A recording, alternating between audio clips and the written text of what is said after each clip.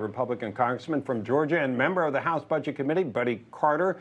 And Congressman, I know just from doing a little research and from talking to you, you went to the University of Georgia, and I won't ask you how you paid for it, but I'm guessing that at this point, you wouldn't want to have to pay for somebody else who did borrow money, and now you're going to pay it off.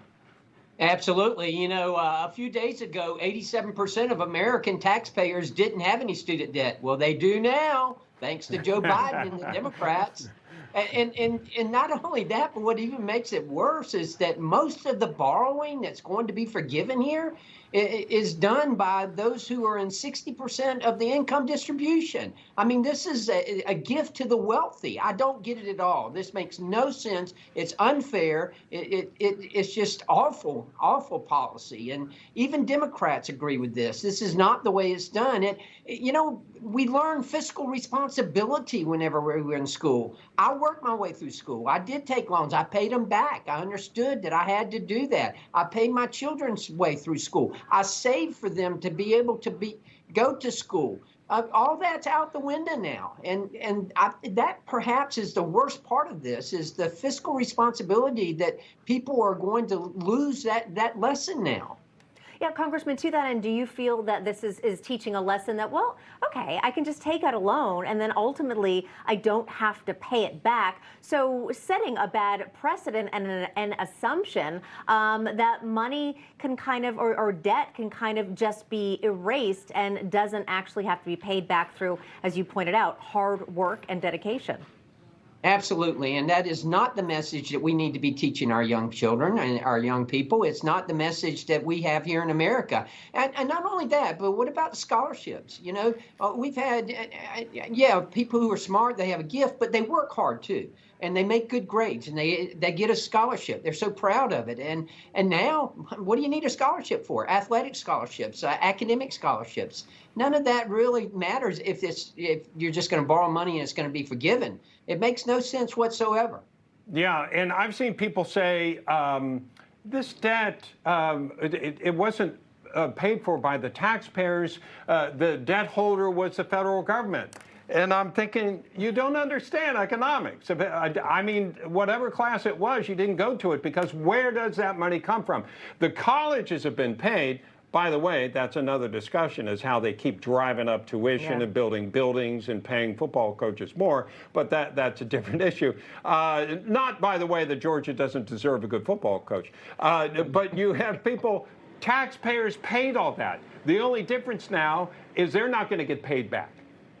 Right, and there is a difference between free and taxpayers' money. And, This is taxpayers' money right here that we're talking about. This is, while inflation is running rampant, this president is putting $300 billion back into the economy. That is not what we need right now.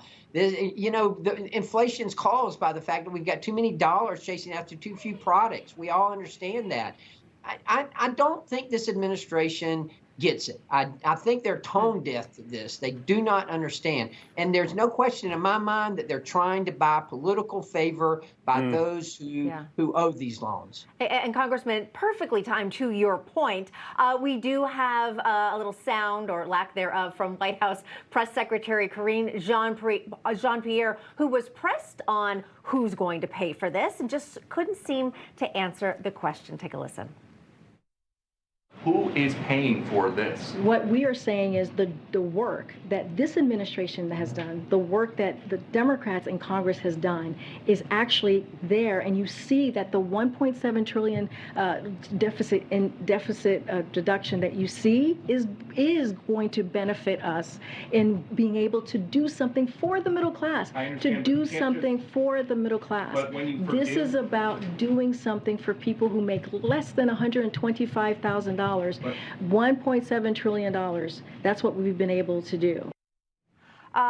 Congressman, that sounds like what we call word salad to me at best, especially at a time when we have record inflation.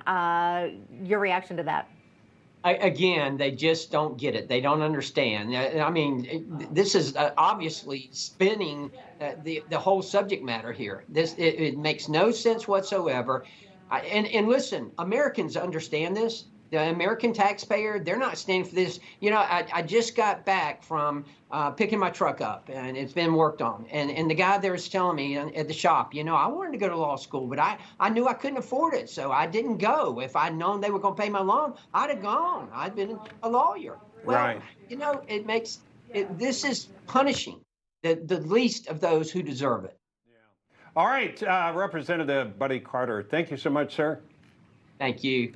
And just to make clear, that's the students that apply for the loans, they get it from the federal government. The money comes from there, and then it goes to the college. Right. Okay, the college is paid in full. 100%, right? yes. They're paid. They don't have to worry about it. They can go build their buildings and all that. Absolutely. And so now the student has the debt. The college says, hey, that was easy. Let's raise tuition and fees again. And, we'll just can I keep get getting more paid. from the federal government? Well, it's important to go to college, so of course, here's some more. So you get that cycle going, and now you're going to cancel the debt that they owe.